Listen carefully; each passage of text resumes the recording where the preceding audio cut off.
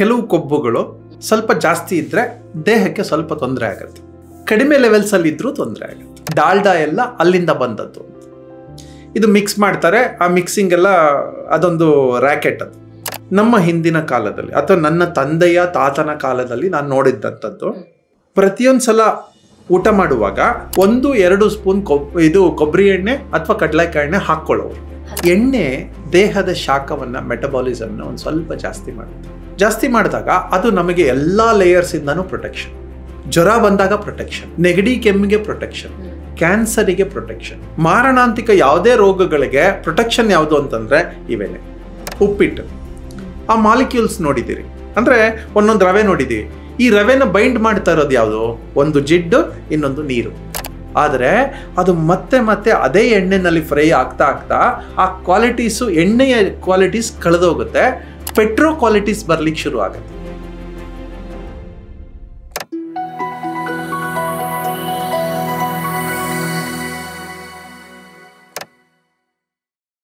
ನಮಸ್ಕಾರ, welcome to GSS ಮಾಧ್ಯಮ, ಕನ್ನಡದ best health and wellness channel.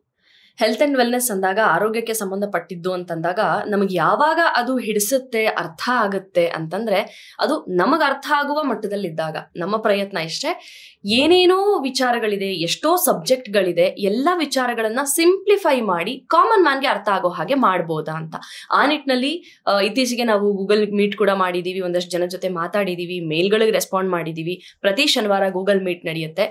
In respect to Srihari ಸರ್ನ ಮಾತನಾಡಿಸುವ, ಅವರ ಜೊತೆಗೆ ಒಡನಾಟ ಮಾಡುವ, ಒಂದು ಇಂಟ್ರಾಕ್ಷನ್ ಮಾಡುವ ವಿಚಾರದಲ್ಲಿ. ಬಿಕಾಸ್ ಇದರ ಸ್ಪೆಷಾಲಿಟಿ ಯಾಕೆ ಇದನ್ನು ಹೇಳ್ತಾ ಇದ್ದೀನಿ ಅಂದ್ರೆ, ವಾಸ್ತು ಇರ್ಬೋದು, ಆಸ್ಟ್ರಾಲಜಿ ಇರ್ಬೋದು, ಫೋರಂ ವಿಚಾರವಾಗಿರ್ಬೋದು, ಅಘೋರಿಗಳ ಬಗ್ಗೆ ಇರ್ಬೋದು, ಅಥವಾ ಹೆಲ್ತ್ಗೆ ಸಂಬಂಧಪಟ್ಟಿದ್ದಿರ್ಬೋದು, ಎಲ್ಲವನ್ನ ಬಹುಪಾಲು ನಿಮಗೆ ಅರ್ಥವಾಗುವ ರೀತಿಯಲ್ಲಿ. ಬಿಕಾಸ್ ಇವತ್ತು ಏನೇನೋ ಹೊಸ ಟರ್ಮ್ಸ್ ಇದೆ, ಟರ್ಮಿನಾಲಜೀಸ್ ಇದೆ, ಆದ್ರೆ ಕಾಮನ್ ಮ್ಯಾನ್ಗೆ ಅರ್ಥ ಆಗುವ ಸಿಂಪಲ್ ಭಾಷೆನಲ್ಲಿ ಹೇಳಿದಾಗ್ಲೇ ನಮಗೆ ಅದರ ಒಳ ಹೊರಗು ಗೊತ್ತಾಗುವಂಥದ್ದು. ಅದನ್ನ ತಿಳ್ಕೊಂಡು ಅದರ ಮರುಪ್ರಶ್ನೆ ಅಥವಾ ನಿಮಗೇನೋ ಡೌಟ್ಗಳು, ಅದನ್ನ ಕ್ಲಾರಿಟಿ ಕೊಡುವ ಪ್ರಯತ್ನವನ್ನ GSS ಮಾಧ್ಯಮದ ಮೂಲಕ ನಾವು ಮಾಡ್ತಾ ಇದೀವಿ. ಅದೇ ನಿಟ್ಟಿನಲ್ಲಿ ಇವತ್ತು ಕೂಡ ಆರೋಗ್ಯ ಅಂತ ಬಂದಾಗ ವರ್ಷಕ್ಕೊಂದ್ಸತಿ ನಾವು ಹೆಲ್ತ್ ಚೆಕಪ್ ಮಾಡಿಸ್ತೀವಿ.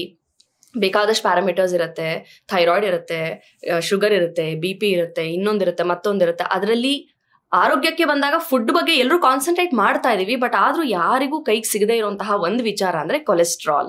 ಅದು ಅರ್ಥನೇ ಆಗ್ತಾ ಇಲ್ವಲ್ಲ ನಂಗಿದು. BP ಆದ್ರೂ ಒಂದು ಪ್ಯಾರಾಮೀಟರ್ ಇರುತ್ತೆ, ಅರ್ಥ ಆಗುತ್ತೆ, ನಾನು ಚೆಕ್ ಮಾಡ್ಕೊಳ್ತೀನಿ. ಕೊಲೆಸ್ಟ್ರಾಲ್ ನಾವು ಮನೇಲಿ ಚೆಕ್ ಮಾಡ್ಕೊಳಕ್ ಆಗೋದಿಲ್ಲ. ಸೊ ಏನದು? ಅದರಲ್ಲಿ ಗುಡ್ ಕೊಲೆಸ್ಟ್ರಾಲ್, ಬ್ಯಾಡ್ ಕೊಲೆಸ್ಟ್ರಾಲ್ ಅಂತೆಲ್ಲ ಇದೆ, LDL ಅಂತಿದೆ, HDL ಅಂತಿದೆ, ಟ್ರೈಗ್ಲಿಸರೈಡ್ಸ್ ಅಂತಿದೆ. ಇದನ್ನೆಲ್ಲ ಇವತ್ತು ಸಿಂಪ್ಲಿಫೈ ಮಾಡ್ಕೊಳ್ಳೋಣ.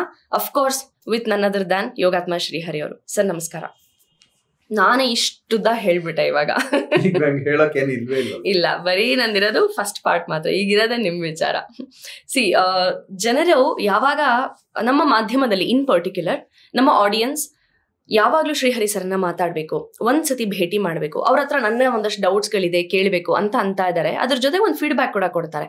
ಅವ್ರು ಹೇಳೋದು ತುಂಬಾ ಸಿಂಪಲ್ ಆಗಿರುತ್ತೆ, ಅರ್ಥ ಆಗತ್ತೆ, ಅಳವಡಿಸ್ಕೊಳ್ಳೋದಿಕ್ ಆಗತ್ತೆ ಅನ್ನೋ ವಿಚಾರವಾಗಿ. ಇವತ್ತು ಹೆಲ್ತ್ಗೆ ಸಂಬಂಧಪಟ್ಟ ಹಾಗೆ ಕೊಲೆಸ್ಟ್ರಾಲ್ ಅನ್ನೋ ಒಂದು ಪದ ಇದೆ. ಏನೇ ಒಂದು ಹೆಲ್ತ್ ಚೆಕಪ್ ಮಾಡಿಸ್ಕೊಂಡಾಗ ಕೊಬ್ಬು ಜಾಸ್ತಿ ಇದೆ, ಕರಗಿಸ್ಬೇಕು ಅಂತ ಹೇಳ್ತಾರೆ. ಅದ್ರ ಕಾಂಪ್ಲಿಕೇಶನ್ಸ್ ಬೇರೆ ಆರ್ಗನ್ಸ್ ಮೇಲೆ ಆಗತ್ತೆ ಅಂತ ಹೇಳ್ತಾರೆ. ಈ ಕೊಲೆಸ್ಟ್ರಾಲ್ ಅನ್ನೋಂಥದ್ದು ಏನು ಅಂತ ತುಂಬಾ ಸಿಂಪ್ಲಿಫೈ ಮಾಡಿ ನಮ್ಗೆಲ್ಲ ಅರ್ಥ ಆಗೋ ಹಾಗೆ ಹೇಳ್ಬೋದಾ? ಕೊಬ್ಬು ಅದೇ ಎಲ್ರಿಗೂ ಜಾಸ್ತಿ ಇರುತ್ತೆ ಅಷ್ಟೇ, ಕೊಬ್ಬು ಅಷ್ಟೇ.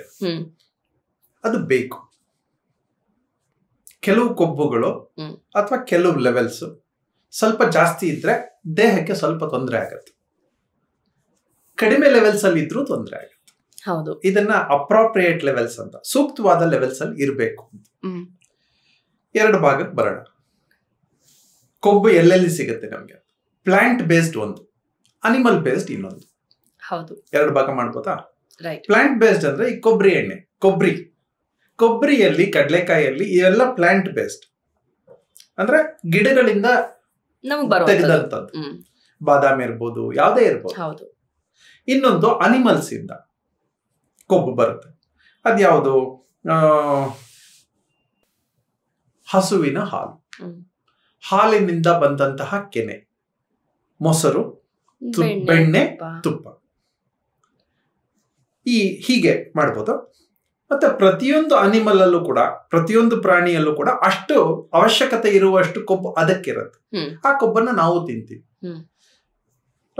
ಹಿಂದೆ ನಾವು ನೋಡ್ತಾ ಇದ್ವಿ ಡಾಲ್ಡಾ ಎಲ್ಲ ಅಲ್ಲಿಂದ ಬಂದದ್ದು. ಇದು ಮಿಕ್ಸ್ ಮಾಡ್ತಾರೆ, ಆ ಮಿಕ್ಸಿಂಗ್ ಎಲ್ಲ ಅದೊಂದು ರ್ಯಾಕೆಟ್ ಅದು. ಈಗ ನಮಗೆ ಪ್ಲಾಂಟ್ ಬೇಸ್ಡ್ ಬೇಕಾ ಅನಿಮಲ್ ಬೇಸ್ಡ್ ಬೇಕಾ? ಪ್ಲಾಂಟ್ ಬೇಸ್ಡ್ ಅಲ್ಲಿ ಬೇಕಾದಷ್ಟಿದೆ, ಎಲ್ಲಾ ಕಾಳುಗಳಲ್ಲೂ ನಮಗೆ ಕೊಬ್ಬು ಸಿಗುತ್ತೆ, ಪ್ರೋಟೀನ್ಸ್ ಅಂತ. ಅದನ್ನ ಈ ಕಡಲೆಕಾಯಿ ಎಣ್ಣೆ ತಿಂದ್ವಿ, ಕಡಲೆಕಾಯಿ ಎಣ್ಣೆ, ಕಡಲೆಕಾಯಿ ಅಥವಾ ಆ ರಿಲೇಟೆಡ್ ಯಾವ್ದಾದ್ರು ತಿಂದ್ವಿ ಅಂತ ಅನ್ಕೊಳ್ಳೋಣ. ದೇಹಕ್ಕೆ ಶಾಖ ಬರುತ್ತೆ ಮೊದಲನೇದು. ಆಮೇಲೆ ಅನಾರೋಗ್ಯದಿಂದ ಪ್ರೊಟೆಕ್ಟ್ ಮಾಡುತ್ತೆ, ಇಮ್ಯೂನ್ ಪವರ್ ಅನ್ನ ಜಾಸ್ತಿ ಮಾಡುತ್ತೆ, ಬೋನಿನ ಶಕ್ತಿಯನ್ನ ಜಾಸ್ತಿ ಮಾಡುತ್ತೆ, ಅಂದ್ರೆ ಮೂಳೆಗಳ ಶಕ್ತಿಯನ್ನ ಜಾಸ್ತಿ ಮಾಡುತ್ತೆ. ಮಸಲ್ಸ್ಗೆ ಒಂದು ಒಳ್ಳೆ ಕೋಟಿಂಗ್ ಇರುತ್ತೆ. ಟೊಳ್ಳು ಮಸಲ್ ಆಗಿರಲ್ಲ ನಮ್ದು, ಟೊಳ್ಳು ಬೋನ್ ಆಗಿರಲ್ಲ. ಇದೆಲ್ಲ ಹೋಗಿ ಹೋಗಿ ಹೋಗಿ ಒಂದು ಚೂರ್ ಬೋನ್ ಅಲ್ಲಿ ಸೇರ್ಕೊಳ್ಳುತ್ತೆ, ಮಸಲ್ ಅಲ್ಲಿ ಸೇರ್ಕೊಳ್ಳುತ್ತೆ, ರಕ್ತದಲ್ಲಿ ಸೇರ್ಕೊಳ್ಳುತ್ತೆ. ಪ್ರತಿಯೊಂದು ರಕ್ತ ಎಲ್ಲೆಲ್ಲಿ ಹರಿಯುತ್ತೆ ಅಲ್ಲೆಲ್ಲ ಹೋಗಿ ಸೇರ್ಕೊಳ್ಳುತ್ತೆ. ಕೆಲವು ಪಾಸ್ ಆಗಿ ಹೋಗುತ್ತೆ, ಕೆಲವು ಅಲ್ಲೇ ಉಳಿಯುತ್ತೆ.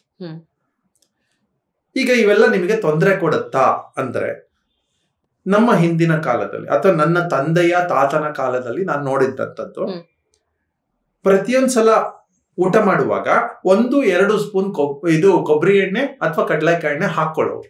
ಹಸಿ ಎಣ್ಣೆ ಅದನ್ನ ತುಂಬಾ ಒಳ್ಳೆ ಎಣ್ಣೆ ಅಂತ ಕರೆಯೋಣ. ಇವತ್ತಿನ ನಿಮ್ಮ ಟರ್ಮಿನಾಲಜಿಗೆ ಬಂತಂದ್ರೆ ಗುಡ್ ಕೊಲೆಸ್ಟ್ರಾಲ್ ಅಂತ ಕರೆಯೋಣ. ಗುಡ್, ಒಳ್ಳೇದಪ್ಪ ಮೈಗೆ, ಅದ್ ಬೇಕು, ತಗೋತಾನೂ ಇದ್ದೀವಿ. ಸೊ ಈ ತರ ಬಾದಾಮ್ ಎಣ್ಣೆ ಬಳಸ್ಬೋದು. ಯಾರಿಗೋ ರಿಚ್ ಆಗಿರ್ತಾರೆ, ಅವ್ರಿಗೆ ಅಫೋರ್ಡಬಲ್ ಇರುತ್ತೆ, ಅವ್ರಿಗೆ ಅನುಕೂಲಸ್ಥರಾಗಿರ್ತಾರೆ, ಬಾದಾಮ್ ಎಣ್ಣೆ ತಗೋಬಹುದು. ಸ್ಯಾಫ್ಲವರ್ ಆಯಿಲ್ ಅಂತ ಬರುತ್ತೆ. ನಮ್ಮಲ್ಲಿ ಕಡಲೆಕಾಯಿ ಎಣ್ಣೆ ಬಳಸ್ತೀವಿ. ಡೌನ್ ಸೌತ್ಗೆ ಬಂದ್ರೆ, ನಾರ್ತ್ಗೆ ಹೋಯ್ತಂದ್ರೆ ಎಳ್ಳೆಣ್ಣೆ ಬಳಸ್ತಾರೆ ಅಥವಾ ಸಾಸಿವೆ ಎಣ್ಣೆ ಬಳಸ್ತಾರೆ. ಎಣ್ಣೆ ದೇಹದ ಶಾಖವನ್ನ, ಮೆಟಬಾಲಿಸಮ್ನ ಒಂದ್ ಸ್ವಲ್ಪ ಜಾಸ್ತಿ ಮಾಡುತ್ತೆ. ಜಾಸ್ತಿ ಮಾಡಿದಾಗ ಅದು ನಮಗೆ ಎಲ್ಲಾ ಲೇಯರ್ಸ್ ಇಂದಾನು ಪ್ರೊಟೆಕ್ಷನ್. ಜ್ವರ ಬಂದಾಗ ಪ್ರೊಟೆಕ್ಷನ್, ನೆಗಡಿ ಕೆಮ್ಮಿಗೆ ಪ್ರೊಟೆಕ್ಷನ್, ಕ್ಯಾನ್ಸರಿಗೆ ಪ್ರೊಟೆಕ್ಷನ್, ಮಾರಣಾಂತಿಕ ಯಾವುದೇ ರೋಗಗಳಿಗೆ ಪ್ರೊಟೆಕ್ಷನ್ ಯಾವುದು ಅಂತಂದ್ರೆ ಇವೇನೆ. And those are good cholesterol. Good cholesterols ಬೇಕು, ತಗೋಬೇಕು, ತಗೋತೀವಿ. ಇವೆಲ್ಲ ಕೆಲವೆಲ್ಲ ಹೋಗಿ ಶೇಖರಣೆ ಆಗತ್ತೆ. ಸಪೋಸ್ ಇವತ್ತು ಬೆಳಗ್ಗೆ ನಾವು ಊಟ ಮಾಡಿಲ್ಲ, ಮಧ್ಯಾಹ್ನಕ್ಕೆ ಹೊಟ್ಟೆ ಖಾಲಿ ಆಗಿದೆ, ರಕ್ತದಲ್ಲಿದ್ದಂತ ಎನರ್ಜೀಸು ಖಾಲಿ ಆಗಿದೆ, ಗ್ಲೂಕೋಸ್ ಖಾಲಿ ಆಗಿದೆ, ಇದನ್ನ ಬಳಸ್ಕೊಳ್ಳುತ್ತೆ ಈ ಕೊಲೆಸ್ಟ್ರಾಲ್ ಅಥವಾ ನಾವು ಕೊಬ್ಬು ಅಂತಾನೆ ಕರೆಯೋಣ. ಈ ಎಣ್ಣೆಗಳ ಕೊಬ್ಬು ಅದು ಅವಶ್ಯಕತೆ ಇದ್ದಾಗ ಎಮರ್ಜೆನ್ಸಿ ಆಗಿ ನಮ್ಮ FD ರಿಲೀಸ್ ಮಾಡ್ಕೊಂಡಂಗೆ. ಈಗ ಸಂಪಾದನೆ ಮಾಡ್ತಾ ಇದ್ದೀವಿ, ದಿನ ಬೆಳಗ್ಗೆ, ಇವತ್ತು ಬೆಳಗ್ಗೆ ಸಂಪಾದನೆ ಬೇಕಾಗಿತ್ತು, ಖರ್ಚಿಗೆ ಬೇಕಾಗಿತ್ತು, ಸಂಪಾದನೆನೂ ಆಯ್ತು. ಯಾವತ್ತೋ ಒಂದಿನ ಇವತ್ತು ರಜೆ ಬಂದ್ಬಿಡ್ತು, ಬಂದ್ ಆಗೋಯ್ತು. ಅವಾಗ ಏನ್ ಮಾಡ್ತೀವಿ, ಬೀರೂನಲ್ಲಿರುವಂತ ಒಂದಷ್ಟು ದುಡ್ಡು ತೆಗಿತೀವಿ ಅಲ್ವಾ. ಬೀರೂನಲ್ಲಿರೋದು ಮುಗಿದೋಯ್ತು, ಇದರಿಂದ ತೆಗಿತೀವಿ. FD ಏನೋ SB ನೋ ಇಟ್ಟಿದೀವಿ, ಅಲ್ಲಿಂದ ತೆಗಿತೀವಿ. ಇದು ಹಾಗೇನೆ. ದಿನನಿತ್ಯ ಸಿಗುವಂತದ್ದು ಒಂದು ಕಾರ್ಬೋಹೈಡ್ರೇಟ್ಸ್ ಇಂದ ಸಿಗುತ್ತೆ, ಅನ್ನ, ನಾವೇನೇನು ಊಟ ಮಾಡ್ತೀವಿ ಇದು. ಎರಡನೇದು ಪ್ರೋಟೀನ್ಸ್ ಇಂದ, ಅಂದ್ರೆ ಬೇಳೆಗಳಿಂದ ಸಿಗುತ್ತೆ. ಇವೆರಡು ಹೊರತಾಗಿ ಫ್ಯಾಟ್ಸ್ ಇಂದಾನು ಸಿಗುತ್ತೆ. ಇವ್ ಮೂರು ಬೇಕು ನಮಗೆ.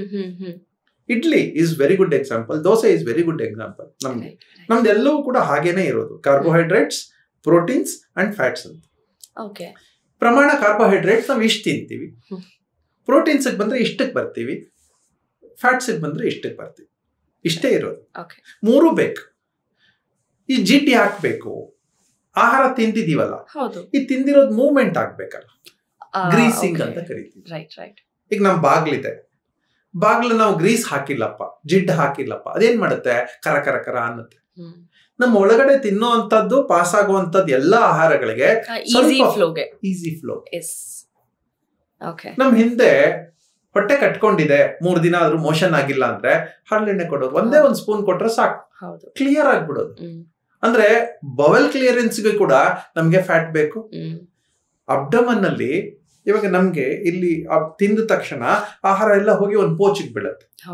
ಆ ಪೋಚಲ್ಲಿ ಆಸಿಡ್ಸ್ ಇದೆ. ಆ ಆಸಿಡ್ಸ್ ತುಂಬಾ ನಮ್ಮನ್ನೇ ಸುಡಬಾರ್ದಲ್ವಾ, ಅದಕ್ಕೆ ಒಂದೇ ಒಂದು ಸ್ಪೂನ್ ಎಣ್ಣೆ, ಕೊಬ್ಬರಿ ಎಣ್ಣೆ ಹಾಕ್ಬೋದು, ಕಡಲೆಕಾಯಿ ಎಣ್ಣೆ ಹಾಕ್ಬೋದು, ಎಳ್ಳೆಣ್ಣೆ ಹಾಕ್ಬೋದು, ಕೊಟ್ರೆ ಅದು ಹಂಗೇ ತೇಲ್ಕೊಂಡ್ ಬರುತ್ತೆ. ಅವಾಗ ಏನಾಗುತ್ತೆ, ಆ ಇನ್ನರ್ ಲೈನಿಂಗ್ ಇರುತ್ತೆ ಅಬ್ಡಮನ್ ಅಲ್ಲಿ, ಅದು ಡಿಸ್ಟರ್ಬ್ ಆಗಲ್ಲ. ತನ್ನಂತಾನೆ ಸುಡಲ್ಲ. ಈ ಆಸಿಡ್ಸ್ ಅದನ್ನು ಸುಡ್ಬೇಕು, ಅದನ್ನೇ ನಾವು ಅಸಿಡಿಟಿ ಅಂತ ಕರೆಯೋದು. ಅಸಿಡಿಟಿ ಆಯ್ತು, ಅಲ್ಸರ್ ಆಯ್ತು, ಹೊಟ್ಟೆ ಉರಿ ಆಯ್ತು ಅಂತ. ಉರಿ ಯಾಕೆ? ಅದನ್ನೇ ಆ ಆಸಿಡ್ ಅದೇ ಚರ್ಮವನ್ನೇ ತಿಂತಾ ಇದೆ, ಅವಾಗ ಉರಿ ಫೀಲ್ ಆಗುತ್ತೆ. ಅಂತದ್ದೆಲ್ಲ ಅವಾಯ್ಡ್ ಮಾಡೋದೇನೆ ಈ ಎಣ್ಣೆಗಳು. ಈಗ ನೀವು ಹೇಳಿದ್ರಲ್ಲಿ ಎಣ್ಣೆ ಬೇಕು ಅಂಡ್ ನಾವು ಫ್ಯಾಟು, ಪ್ರೋಟೀನ್, ಕಾರ್ಬೋಹೈಡ್ರೇಟ್ ಎಲ್ಲ ತಿಂತಾ ಇದೀವಿ, ಎಲ್ಲವೂ ಗುಡ್ ಫ್ಯಾಟ್ ಆಗಿ ಕನ್ವರ್ಟ್ ಆಗುತ್ತೆ. ಹಾಗಿದ್ರೆ ಬ್ಯಾಡ್ ಫ್ಯಾಟ್ ಎಲ್ಲಿಂದ ಬರ್ತಾ ಇದೆ? ಗುಡ್ ಫ್ಯಾಟ್ ಕನ್ವರ್ಟ್ ಆಗಲ್ಲ, ಗುಡ್ ಫ್ಯಾಟ್ ತಗೋತಾ ಇದ್ದೀವಿ. ಗುಡ್ ಫ್ಯಾಟ್ ಕನ್ವರ್ಟ್ ಆಗಲ್ಲ, ಒಳಗಡೆ ಫ್ಯಾಟ್ ಬೇಕು, ಫ್ಯಾಟ್ ಗುಡ್ ಫ್ಯಾಟ್ ತಗೋತಾ ಇದೀವಿ ಅಷ್ಟೇ. ಇನ್ನು ಪ್ರಾಸೆಸ್ ಅಲ್ಲಿ ಇದೆ, ತಗೋತಾ ಇದೀವಿ. ಈಗ ಈ ಎಣ್ಣೆಯನ್ನ ನಾವೊಂದು ಬಾಣ್ಲಿನಲ್ಲಿಟ್ಟು ಉಪ್ಪಿಟ್ಟಿಗೆ ಅಂತ ಫ್ರೈ ಮಾಡ್ತೀವಿ, ಒಗ್ಗರಣೆಗೆ ಫ್ರೈ ಮಾಡ್ತೀವಿ, ಬಿಸಿ ಮಾಡ್ತೀವಿ. ಅದರ ಶಕ್ತಿ ಇದೆಯಲ್ಲ ಅರ್ಧ ಕಡಿಮೆ ಆಗುತ್ತೆ. ಅದ್ರಲ್ಲಿ ಒಳ್ಳೆ ಅಂಶಗಳಿತ್ತಲ್ಲ, ಆ ಒಳ್ಳೆ ಅಂಶಗಳು ಅರ್ಧ ಕಡಿಮೆ ಆಗುತ್ತೆ. ಮತ್ತೆ ಅದನ್ನೇ ಎಣ್ಣೆನಲ್ಲಿ ಫ್ರೈ ಮಾಡ್ತಾ ಇದ್ದೀವಿ, ಅದರಲ್ಲಿರೋ ಸತ್ವ ಹೊರಟೋಗುತ್ತೆ, ಅದರಲ್ಲಿರುವಂತಹ ನೆಗೆಟಿವ್ಸ್, ಕೆಟ್ಟದ್ದು ಮತ್ತೆ ಸೇರಕ್ ಶುರು ಆಗುತ್ತೆ. ಅದನ್ನೇ ನಾವು ಬ್ಯಾಡ್ ಕೊಲೆಸ್ಟ್ರಾಲ್ ಅಂತ ಕರೆಯೋದು. ಅದೇ ಎಣ್ಣೆ ಹಸಿಯಾಗಿ ತಗೊಂಡ್ರೆ ಇಟ್ ಈಸ್ ಗುಡ್ ಕೊಲೆಸ್ಟ್ರಾಲ್ ಅಥವಾ ಗುಡ್ ಫ್ಯಾಟ್, ಗುಡ್ ಆಯಿಲ್. ಅದನ್ನೇ ನಾವು ಸ್ವಲ್ಪ ಭಿನ್ನವಾಗಿ ಬೇಯಿಸಿ, ಸುಮ್ಮನೆ ಬೇಯೋದಕ್ಕಿಟ್ರು ಓಕೆ, ಅದೊಂದು ತಡೆಯುವ ಶಕ್ತಿ ಇದೆ. ಆ ಎಣ್ಣೆಗೆ ತನ್ನ ಪ್ರಾಪರ್ಟೀಸ್ ನ ಕಳ್ಕೊಳ್ಳದೆ ಅದು ಒಳಗೆ ಒಳ್ಳೆ ಮಾಡೋಂಥದ್ದು, ಅದಕ್ಕೆ ಒಂದು ಹದ ಇದೆ, ಅಥವಾ ಒಂದಷ್ಟು ಹೀಟ್ ಅನ್ನ ತಡೆಯುತ್ತೆ. ಆ ಹೀಟ್ ಜಾಸ್ತಿ ಆಗಿ ಮತ್ತೆ ಈ ಬೋಂಡಾ ಫ್ರೈ ಮಾಡ್ತಾ ಇರ್ತೀವಲ್ವಾ, ಅಂಗಡಿನಲ್ಲಿ ನೋಡ್ತೀವಲ್ವಾ, ಬೋಂಡಾ ತುಂಬಾ ಚೆನ್ನಾಗಿದೆ, ಆದ್ರೆ ಅದು ಮತ್ತೆ ಅದೇ ಎಣ್ಣೆನಲ್ಲಿ ಫ್ರೈ ಆಗ್ತಾ ಆ ಕ್ವಾಲಿಟೀಸ್, ಎಣ್ಣೆಯ ಕ್ವಾಲಿಟೀಸ್ ಕಳೆದೋಗುತ್ತೆ, ಪೆಟ್ರೋ ಕ್ವಾಲಿಟೀಸ್ ಬರ್ಲಿಕ್ಕೆ ಶುರು ಆಗುತ್ತೆ, ಪೆಟ್ರೋಲಿಯಂ ಕ್ವಾಲಿಟೀಸ್ ಬರ್ಲಿಕ್ಕೆ ಶುರು ಆಗುತ್ತೆ, ಸುಡ್ಲಿಕ್ಕೆ ಶುರು ಆಗುತ್ತೆ, ಕಾರ್ಸಿನೋಜೆನಿಕ್. ಕರೆಕ್ಟ್. ಈಗ ನಿಮಗೆ, ನನಗೆ, ನಾವು ಆರೋಗ್ಯವಾಗಿದ್ದೀವಿ ಅಂತ ಅನ್ಕೊಂಡ್ರೆ ನಾವು ಒಳ್ಳೆ ಕೊಲೆಸ್ಟ್ರಾಲ್ ತಗೋತಾ ಇದ್ದೀವಿ, ಒಳ್ಳೆ ಫ್ಯಾಟ್ ತಗೋತಾ ಇದ್ದೀವಿ, ಅವಶ್ಯಕತೆ ಇರುವಷ್ಟು ತಗೋತಾ ಇದ್ದೀವಿ. ಇದು ಒಳ್ಳೇದು ಅಂತ ಹೇಳಿ ಒಂದೊಂದು ಸೌಟ್ ಹಾಕೊಳಕ್ಕಾಗಲ್ಲ. ಎಷ್ಟು ಬೇಕು ನಮ್ಗೆ ಒಂದು ದಿನಕ್ಕೆ 1 ಸ್ಪೂನು ಅಥವಾ 2 ಸ್ಪೂನು ಹಸಿ ಬಿದ್ರೆ ಮೈ ಯಾವಾಗ್ಲೂ ಚೆನ್ನಾಗಿರುತ್ತೆ. ಹಾಗಾಗಿ ಪದ್ಧತಿ ನಾವು ಊಟಕ್ಕೆ ತುಪ್ಪ ಹಾಕೊಳ್ತೀವಿ, ಕರೆಕ್ಟ್, ಅಥವಾ ಹಸಿ ತುಪ್ಪ ಎಣ್ಣೆಗೆ ಊಟಕ್ಕೆ ಬಳಸ್ಕೊಂಡು ತಿಂತೀವಿ. ಈಗ ಚಳಿಗಾಲ, ಮೈ ಹೊಡಿತಾ ಇದೆ ಅಂದ್ರೆ ಅರ್ಥ ಏನು? ಡ್ರೈನೆಸ್, ಮೈಯಲ್ಲಿ ಜಿಡ್ಡಿನ ಅಂಶ ಇಲ್ಲ ಅಂತ, ಸ್ಕಿನ್ ಹೊಡಿತಾ ಇದೆ. ಹಾಗಾಗಿ ಏನ್ ಮಾಡಿದ್ರು, ಸಂಕ್ರಾಂತಿಗೆ ಏನೇನ್ ಬಳಸ್ತೀರಿ? ಕಡಲೆ ಬೀಜ, ಕೊಬ್ಬರಿ, ಎಳ್ಳು, ಹುರ್ಗಡ್ಲೆ, ಬೆಲ್ಲ. ಸೊ ಬೆಲ್ಲ, ಹುರ್ಗಡ್ಲೆ ಅದು ಟೇಸ್ಟಿಗೆ ಇಟ್ಕೊಳ್ಳಿ. ಅದು ಕ್ಯಾಲ್ಸಿಯಂಗೂ ಬೇಕು, ನಮ್ಗೆ ಐರನ್ಗೂ ಬೇಕು ಅಂತ ಬೆಲ್ಲ ಬಳಸ್ತೀವಿ. ಮಿಕ್ಕಿದ 3 ಇದೆಯಲ್ಲ, ಕೊಬ್ಬರಿ, ಕಡಲೆಕಾಯಿ ಬೀಜ, ಎಳ್ಳು, ಇವೆಲ್ಲ ಜಿಡ್ಡಿನ ಅಂಶ ಇರುವಂತವು. ತಗೊಳ್ಳಿ ಅಂತ ಹೇಳ್ತಾ ಇದೀವಿ. 1 ತಿಂಗಳು ನಾವು ತಗೋತೀವಿ. ಮನೇಲಿ ಜಾಸ್ತಿ ಮಾಡಿ ಇಟ್ಕೋತೀವಿ, ತಗೋಬೇಕು. ಆಕ್ಚುಲಿ ಜನವರಿಲಿ ಶುರು ಆಗತ್ತೆ, 14ಕ್ಕೆ ಶುರು ಆದ್ರೆ ಫೆಬ್ರವರಿ 14ರವರೆಗೂ ತಗೊಳ್ಳಿ. ಅವಾಗ ಏನಾಗುತ್ತೆ, ಮೈಯಲ್ಲಿ ನ್ಯಾಚುರಲ್ ಜಿಡ್ಡಿನ ಅಂಶ ಬರುತ್ತೆ, ಅದು ಹಸಿ. ಸೊ ಹಾಗಾಗಿ ಬಳಸಿ ಅಂತ. ಬಳಸದೆ ಇದ್ರೆ ಏನಾಗುತ್ತೆ, ಈ ಜಿಡ್ ಇಲ್ದೆ ಇದ್ರೆ ಏನಾಗುತ್ತೆ ಅಂತ. ಜಿಡ್ಡಿಲ್ದೆ ಇದ್ರೆ ಚರ್ಮ ರಿಂಕಲ್ಸ್ ಬರ್ಲಿಕ್ಕೆ ಶುರು ಆಗುತ್ತೆ, ಚರ್ಮ ಸುಕ್ಕುಗಟ್ಟುತ್ತೆ. ಇದಕ್ಕೊಂದು ಟೈಟ್ನೆಸ್ ಬೇಕು. ಹಿಡಿದಿಡುವಂತದ್ದು ಯಾವ್ದಿದೆ? ಈಗ ಉಪ್ಪಿಟ್ಟು, ಆ ಮಾಲಿಕ್ಯೂಲ್ಸ್ ನೋಡಿದ್ದೀರಿ, ಅಂದ್ರೆ ಒಂದೊಂದು ರವೆ ನೋಡಿದೀವಿ. ಈ ರವೆನ ಬೈಂಡ್ ಮಾಡ್ತಾ ಇರೋದು ಯಾವ್ದು? ಜಿಡ್ಡು. ಒಂದು ಜಿಡ್ಡು, ಇನ್ನೊಂದು ನೀರು. ಸೊ ಅದೇ ಅಂಶ ನಮಗೂ ಬೇಕಲ್ವಾ? ಹಂಗೆ ಅದನ್ನೇ ಕಾಂಬಿನೇಷನ್ ನಮ್ಮೊಳಗಡೆನೂ ಹಾಕೊಳ್ಳಿ. ಬೈಂಡಿಂಗ್ ಬೇಕು. ಅನ್ನಕ್ಕೆ ನೀರ್ ಬೇಕು, ಅಕ್ಕಿಗೆ ನೀರ್ ಬೇಕು, ಬೇಳೆಗೆ ನೀರ್ ಬೇಕು. ಹಾಗೆ ನಮ್ ದೇಹಕ್ಕೆ ಈ 2ರ ಅವಶ್ಯಕತೆನೂ ಇದೆ. ಜಿಡ್ಡಿನ, ನೀರಿನ ಅವಶ್ಯಕತೆ ಇದೆ, ಕೊಡ್ತಾ ಇದ್ದೀವಿ. ಅಬ್ಡಮನ್ ತುಂಬಾ ಚೆನ್ನಾಗಿರುತ್ತೆ, ಇಂಟೆಸ್ಟೈನ್ಸ್ ತುಂಬಾ ಚೆನ್ನಾಗಿರುತ್ತೆ. ಸ್ಮಾಲ್ ಇಂಟೆಸ್ಟೈನ್ ಕೆಲಸ ಅಬ್ಸಾರ್ಪ್ಷನ್, ಲಾರ್ಜ್ ಇಂಟೆಸ್ಟೈನ್ ಕೆಲಸ ಎಲಿಮಿನೇಷನ್. ಎಲಿಮಿನೇಷನ್ ಅಲ್ಲಿ ಏನಾಗುತ್ತೆ ಅಂತ, ಜಿಡ್ಡಿನ ಪ್ರಮಾಣ ಇಲ್ಲದೆ ಇದ್ರೆ ಏನಾಗುತ್ತೆ ಅಂತ. ಈಗ ಚೆನ್ನಾಗಿ ಹಿಂಡ್ಬಿಟ್ಟಿದೀವಿ, ಕಬ್ಬು ಅಂತ ಅನ್ಕೋಣ, ನೋಡಿದೀರಿ ನೀವು.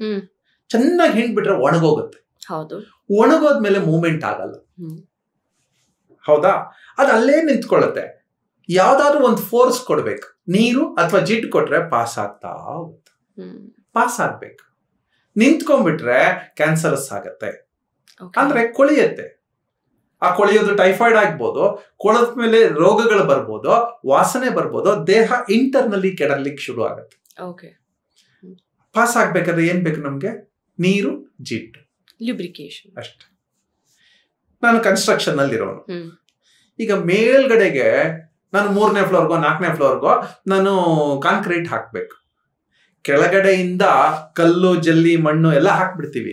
ಅಷ್ಟೇ ಹಾಕಿದ್ರೆ ಮೇಲೆ ಹೋಗುತ್ತಾ?